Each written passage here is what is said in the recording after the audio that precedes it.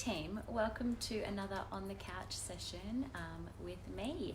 I am going to be having a chat today to the awesome Dr. Libby from the Women's Psychology Clinic.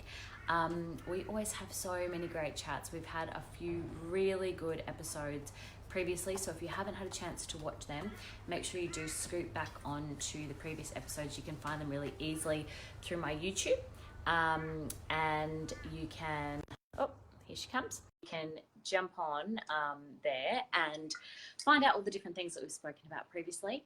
But today we're going to really dig into things like limiting self-belief and all that sort of good juicy stuff. Hey, Liv. Hello, how are you? I have the man flu, so my voice is a little funny. I'm on my deathbed, really, as you can appreciate what it's like with the man flu. You could die at any minute. I don't know. I'm not sure why you don't have an ambulance on hand. I know, and like I'm not horizontal. Like, this is fascinating. I thought that when you got the man flu, it's just like you're flat. I don't know. Maybe it's not the man flu. It's not the man flu. Even in that flattened position, very vocal, very vocal. So vocal. Amazing how that still works. That I'm actually baffled by. But anyway, it's one of those phenomenons. So sorry, you keep going. I've jumped in and interrupted you. No, I think it's actually more of a psychological issue than a physical ailment, really. But we could probably Absolutely. Absolutely. Gosh, I've got a lot of problems. But anyway.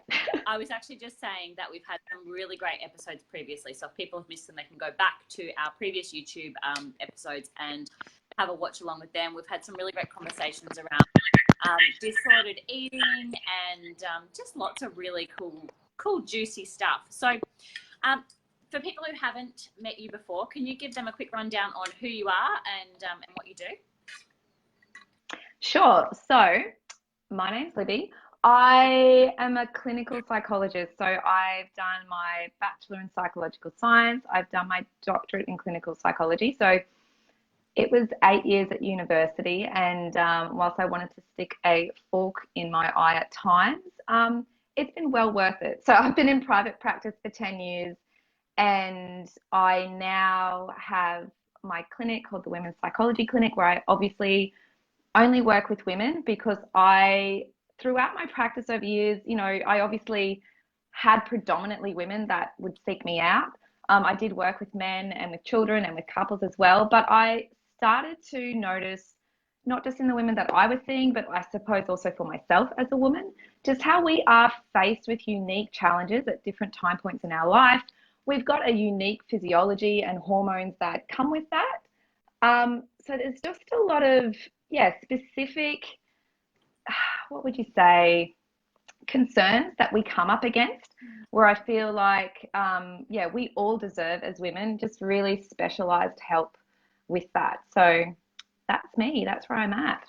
Awesome. So you're also a mama of 2 boys. And as you were just saying that women have a very unique way of dealing with things, approaching things, all that sort of jazz, it sort of made me think about kids and how I find boys and girls, particularly as children, and I notice it particularly at Grace's age, that 4 or 5-year-old, they're so different. Like my nephews and Grace are so different.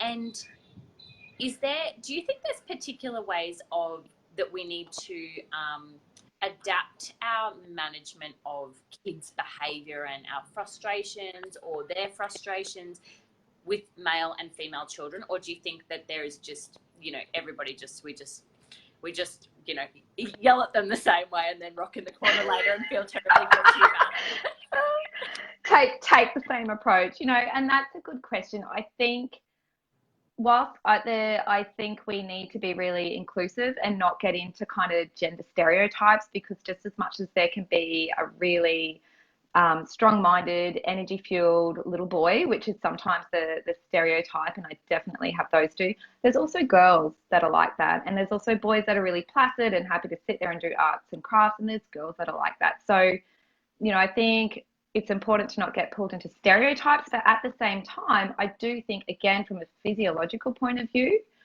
it helps to have the information. It helps to know. Like I know from having two very energetic boys, and I just have to look at their father to understand why I have two very energetic little boys. Like there's a strong genetic component there, but also physiologically for little boys, just knowing when testosterone hits at a young age and what does that mean in terms of maybe more aggression, more energy, and therefore what do I need to do as their mother to be aware of that and moderate that, as well as helping them to really burn out their energy like absolute wild animals. And it's not to say girls don't get that. Like girls get different hormone fluctuations as well, and they're both boys and girls, their brains are rapidly growing in that first 5 years, and they are trying so hard to have their brains catch up with these really primal emotional responses.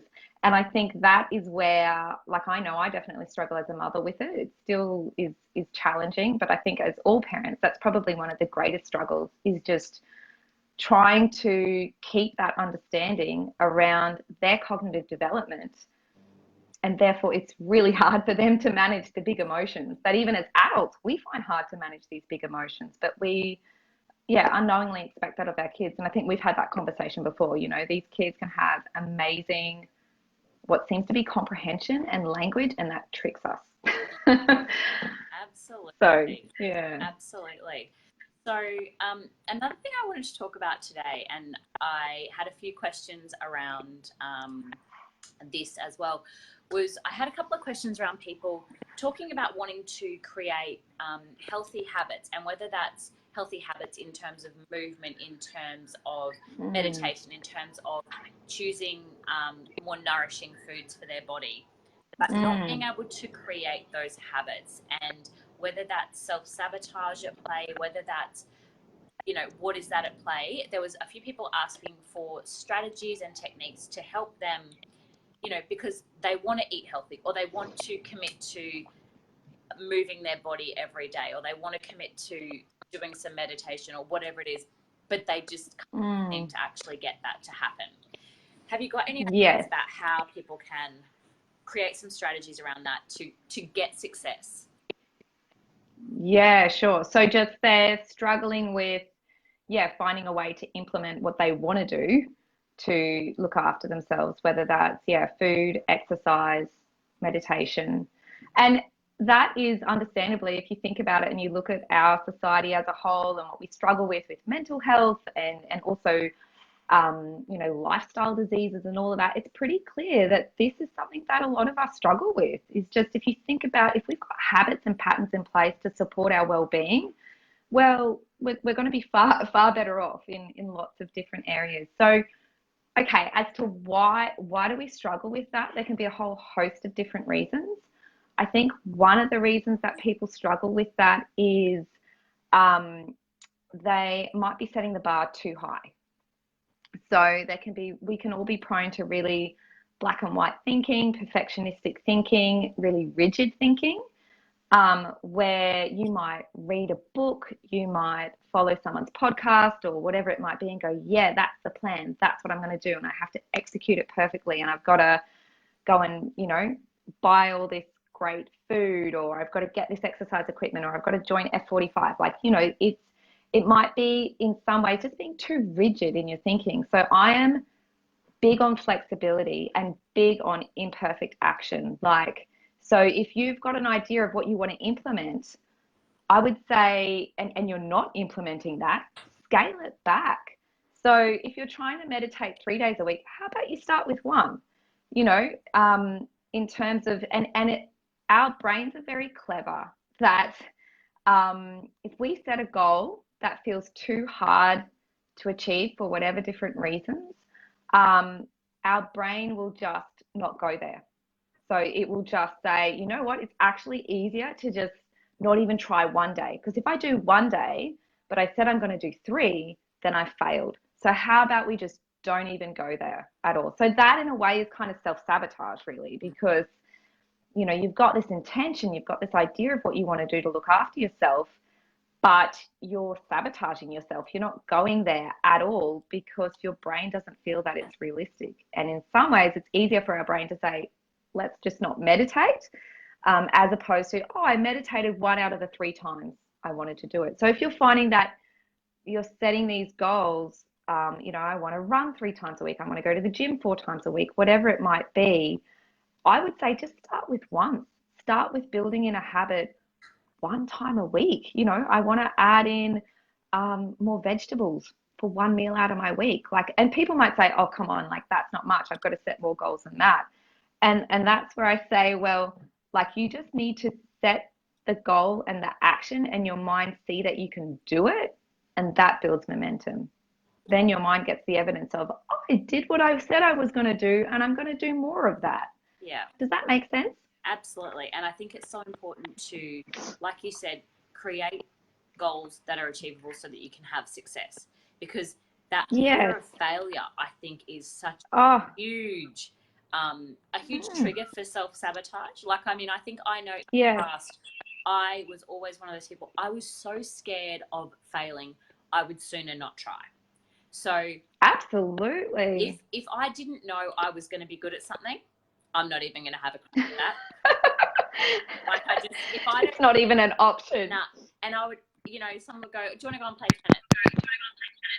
Sure, I'll give it 5 minutes. If I'm not a pro in 5 minutes, I'm out. I'm not doing this. I'm not playing tennis anymore. If I can't, just not possible. I'm not doing this because I don't want to be shit and I don't want to fail. Yes, absolutely. And I think, it's that fear of failure. It's that self-sabotage. And it's really, I think a lot can be said for flexibility. And when I say flexibility and realistic expectations, it's just if I give you the example of, sometimes I set goals for my day, if we can call it that, things I want to get done. And I wake up in the morning and I'm like, okay, I need to fit in some movement here. Breathe. Let's just breathe. If I'm doing that, I've kicked goals. But, say one for me is I know, I want to get some movement in. And again, if you have a look at that, my language with that is pretty broad. I'm giving myself options in that. I'm giving myself flexibility. I'm not saying it has to be a 60-minute high intensity gym workout. I have to make it to this F45 class. I've got to do my really intense deep yoga. Specificity kills us. That. Specific goals are really important, absolutely, and that is a part of goal setting on one hand, but I'm seeing more and more people are getting tripped up by it because it's rigidity. It's saying if it's not this exact way that I envision it to be, then I'm not going to do anything. And you can appreciate from a health perspective that some movement is better than none. Some vegetables is better than none.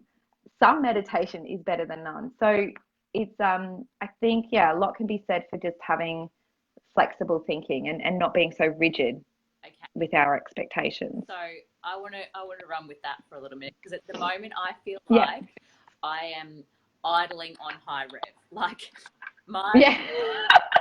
car, when I'm not doing anything, feels like my engine is just idling at high rev, and I have this nervous, anxious energy all the time because I'm trying to do all of the things in all of the time and getting really stressed about shit that's not important if it's not exactly how I wanted it, what it would be.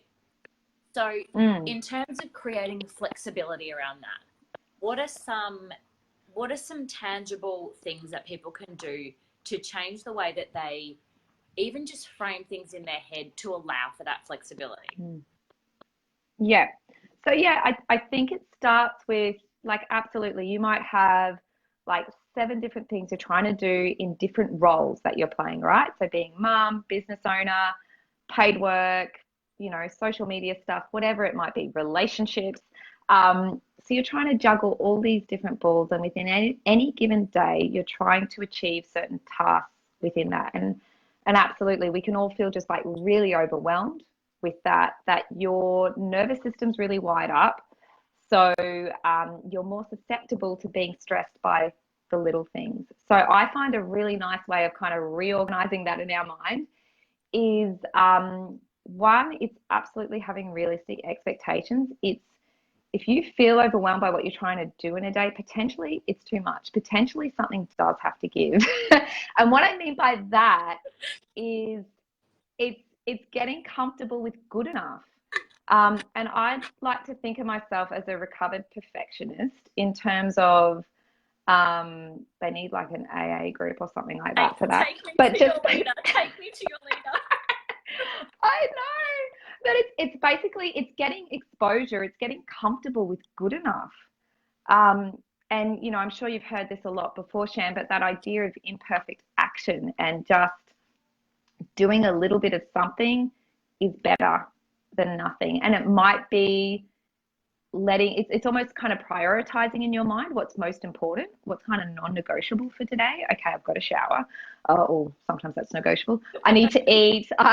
I need to make sure the little child is alive. I've got to do this paid work. Like I've got this deadline for this. So you might have to weight things. You might have to prioritize things, and obviously doing what's most essential first.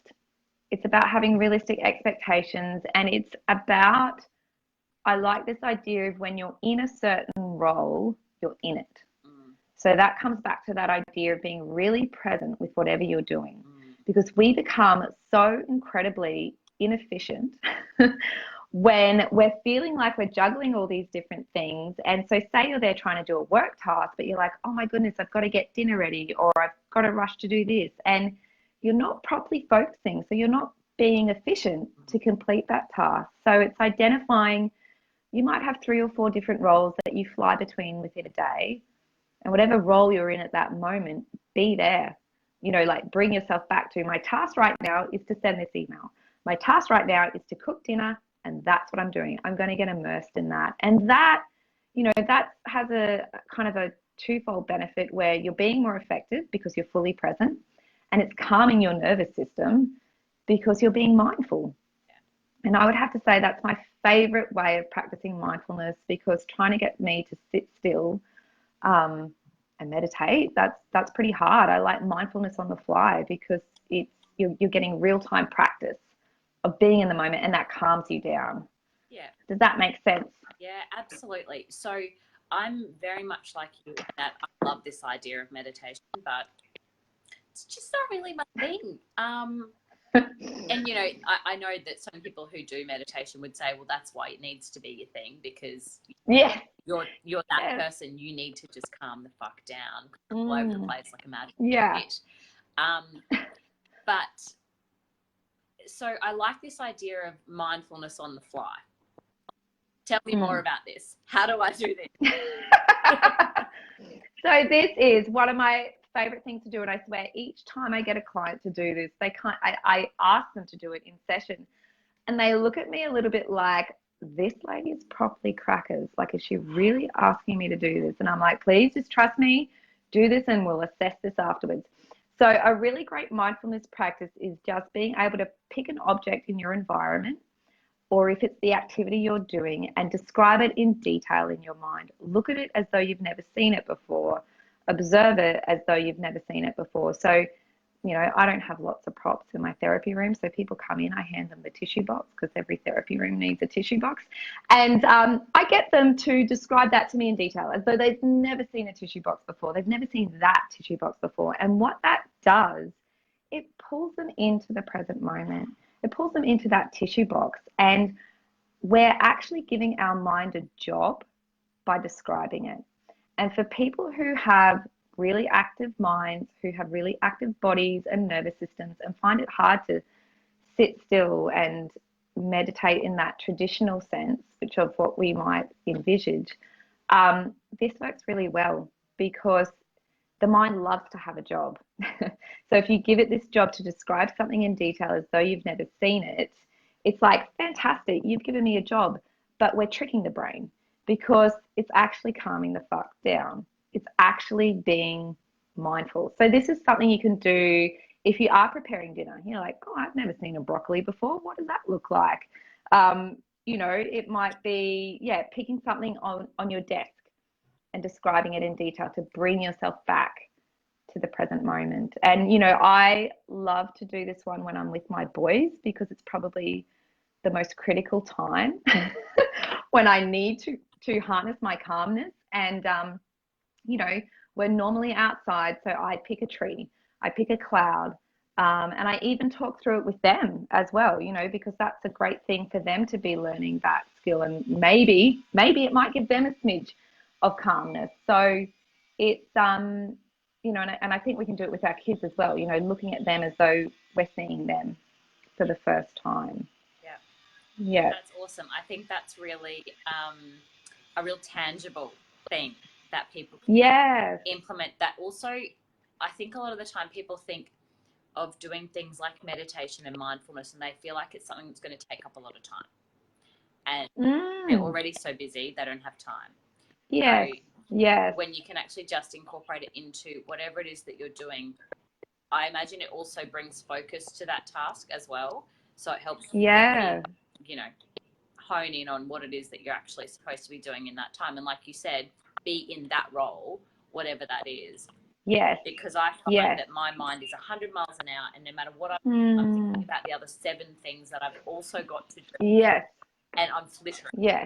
I'm in the middle of the computer, and then I'm like, shit, I've got to go and put something in the oven, and then I'm back. Oh, the washing machine just went off. I'll go and do that. And then I come back and it's like I've got to restart again and refocus on what the hell I was actually doing. Yes, yes, absolutely. And, you know, another thing that can help with that is, you know, you've probably heard of that idea of time blocks. So just setting a timer on your phone to say, I'm going to sit at my computer for 45 minutes. And when that goes off, I've got 15 minutes to get up and do a house task. And again, that has the benefit of, we know to increase our efficiency at work, we need frequent breaks. So if you've got a pre-planned break, then you're making yourself more efficient. You know that's coming up, so you're going to power through. And then you're able to get something done around the house or listen to a podcast for a bit and then come back. So, yeah, I think it's acknowledging just that we've got all these different roles or different tasks, and there's a lot that can be said for our efficiency if we're just in that one role with whatever's taking our focus at that point in time. And I think a big one for mums, especially working mums, is say you're there needing to tend to your child and you're like, I've got to send this email back, I've got to get back to this person. So then that builds frustration. And a lot of mums report they then unfortunately put that onto their child. And I've definitely been guilty of that because you're feeling stressed. You're feeling like, oh, I've got this other stuff to do and you're needing me and I want to be here with you, but I've got to do this other stuff. And that is, again, it's another really good example of where you can catch yourself and say, I'm not able to do work right in this moment. Yes, I've got that to do, but I'm not there. I'm here. This tiny person needs me to feed them and for everything else to flow on for the rest of the evening. That's what I've got to do. So that's what I'm going to focus on. And a lot of people report when they start to do that, it does just take a layer of stress away. Yeah. Yeah. No, that makes a lot of sense. So I would love some strategies from you because I imagine you get it. This week, like I went and hid in the garage. Got to be honest. Yes. Went and hid. Yeah, that happens. Didn't even turn the light on, like hid there in the dark. Because I just needed a minute. Because she's in this age at the moment where she just wants to talk a lot, which is great. But it's like every 5 minutes, Mum. I'm like, oh my God. You're like, one more time and I literally will break. Like, stop. Forget my name. And then she'll come up and then I'll be like, yes, Grace. She'll be like, I'm like, mate, do you even have anything to say? Like, you don't need to talk at me for the sake of talking. What? Like, how? I don't understand. What am I meant to do, Libby? What am I meant to do? Well, firstly, you're not alone. We have all been there. And I think what I find really fascinating, and I keep learning this about myself. Like, I know I'm an introvert, but I love people. And, the same goes in a home environment, right? Especially if we're introverts and we've got little people. and little people that like to talk, we can pretty quickly overpass our threshold of social stimulation, of like people factor, just with our kids.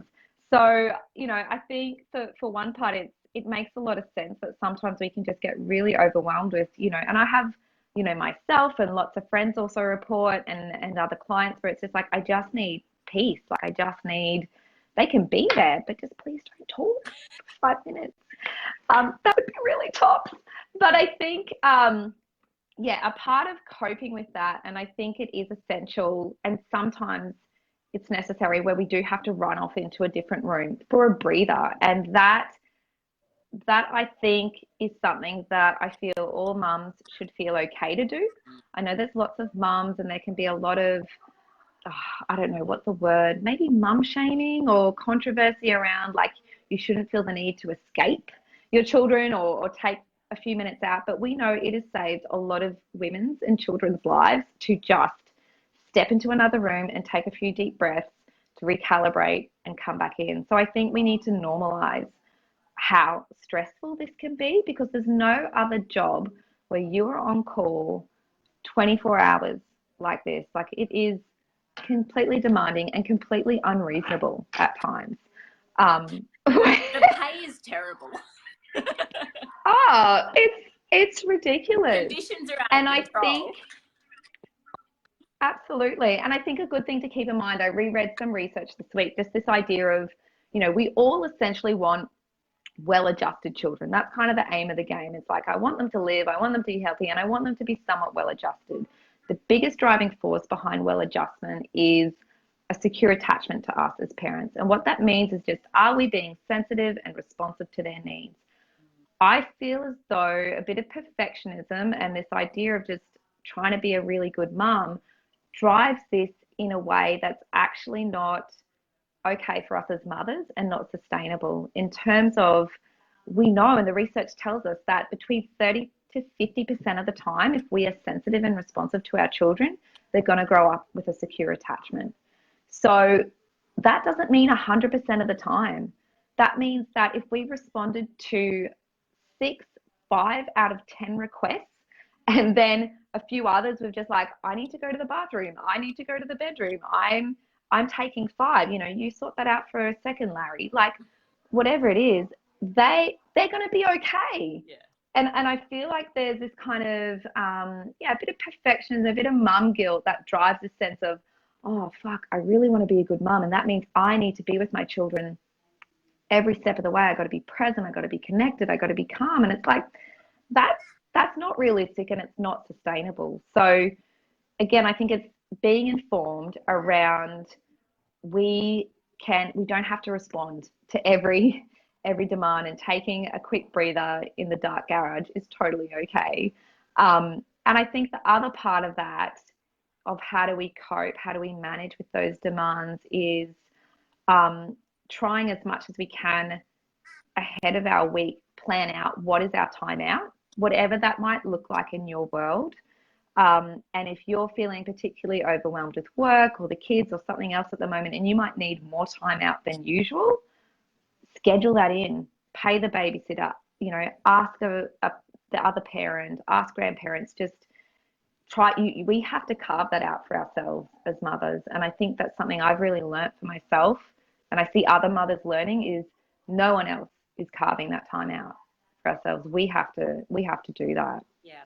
So I don't understand how, I think historically it's always taken a village to raise a baby, and you've always had that grace as a mother to know that there are all of these other people in your who can look after the kid for half an hour while you, I don't know, do whatever you do. But we just don't have that support network anymore. And then I think we're also bombarded by so much highlight reels on social media of everyone's picture perfect, lives, and kids wearing white that are still white. Like, how are your children still wearing white clothing? Yes. How? Absolutely. And I think it's really hard not to get caught up in that. And I think it's, it's the same with people and nutrition or exercise or whatever it is. I think doesn't necessarily have to be mum life. I think that's applicable to everybody. We get so caught up in this whole, perfect social media trail that is just somebody's highlight reel. That's not the 24/7 of their life. They're just showing you the nicest bits. But it's really hard, I think, to not then feel less than because of this constant bombardment that we have now that's just so accessible. Like it's just constantly in your face, and there's not a lot of people, though I do feel like there's lots of people who are becoming more real, and there's a lot more people out there going, fucking hell, my kid's driving me insane today. I love them. I just don't like them that much today. And that's okay. But I think, I think we don't hear that enough. We don't hear enough of the stuff. And so everyone feels so stressed and so guilty and so like they're not doing enough or being enough, or maybe I'm totally going to fuck this kid up because I, told it they couldn't do this or they couldn't do that, or I didn't spend like 4 hours doing craft with them today because I fucking hate craft. I'm sorry, it's not a thing. If you want to go and climb that stuff is messy. I am there, but can we do that at kindy? Not your jam. Absolutely. And I think that's some really good points around this modern age of motherhood. I think there's some really great perks to it. I think we've really learnt a lot. I think there's been some great research that's uncovered some stuff for us as mothers, which we now have access to that I feel for mothers in previous generations didn't have. So there's lots of positives out there that we're exposed to in terms of just more information and more strategies and that.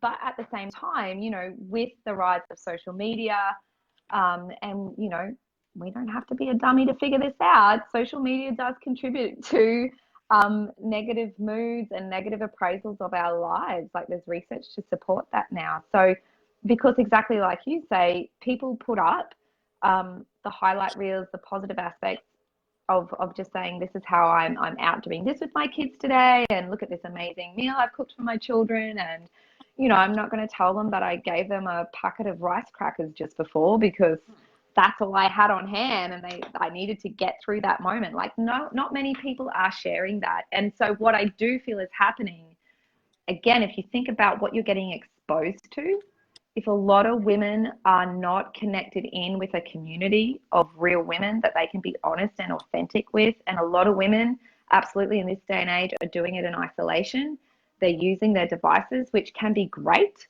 but it can also be a downfall where they're getting exposure, so much exposure to these highlight reels, which is not an accurate picture of real motherhood. It's kind of like this tiny little unrealistic unicorn portion of what motherhood looks like, in very ideal circumstances. It's not real. And I feel, so for the mother who's not connected in with a village, maybe she doesn't have extended family around, maybe she doesn't have authentic and honest, supportive friends, she's trying to connect with other mums or get an idea of what to do through social media. And I think that can put her at risk of not feeling good enough and appraising that what she's doing as not being good enough. And this is where I think it's really critical, because exactly like you identified, previous generations, there was this connection of there's a village, there is extended family around, there's aunties and grandmothers and all of that involved. And now we live in a very different way, which is okay, sorry, my battery, things. Why has it started talking? Can you hear that? Is it how? Okay, can you hear me now? That was really. Can you hear that, Shan? There's. Can you? I see dead people. Do you see dead people? I'm hearing two versions of myself. I might have to go and rejoin. Can I do that? Yeah, no, it's all good. I reckon we wrap this up. But you know what I would really like to talk to about next time because I can smell the vegetables that I put in the oven like an hour ago burning. So gonna have to go because I'm failing at life over here. But next time, I would really love to talk about, I was listening to a really great podcast the other day on rewiring the brain and all of that sort of retraining your brain. And they were talking a lot around using it for anxiety, depression, even things like chronic pain. I would really love to talk to you about different strategies that people might be able to implement just to help change those neural pathways that might not be serving them best. And whether, absolutely. Yeah, whether that's in negative thinking, which is obviously resulting in negative actions, whether it's a pain situation, whether it's anxiety, depression, all that sort of jazz. I would love to talk more about that because I was listening to it just thinking, this is fascinating and I don't understand why more people don't talk about this. Yes, we can definitely talk about it. I love that. And there's some really nice, clear strategies we all can practice to just kind of, I suppose, it's what I call pruning. It's getting rid of old neural pathways that are not helpful to us, and we can regenerate and build new neural pathways that support us. So yes, amazing, awesome. Thank you, Lib. We will reschedule. No worries. And we'll talk about that. Sounds good. Okay, go and deal with the chat soon. Go and deal with the voices. Literally hearing voices. Wow. Okay, bye. Chat soon. Bye.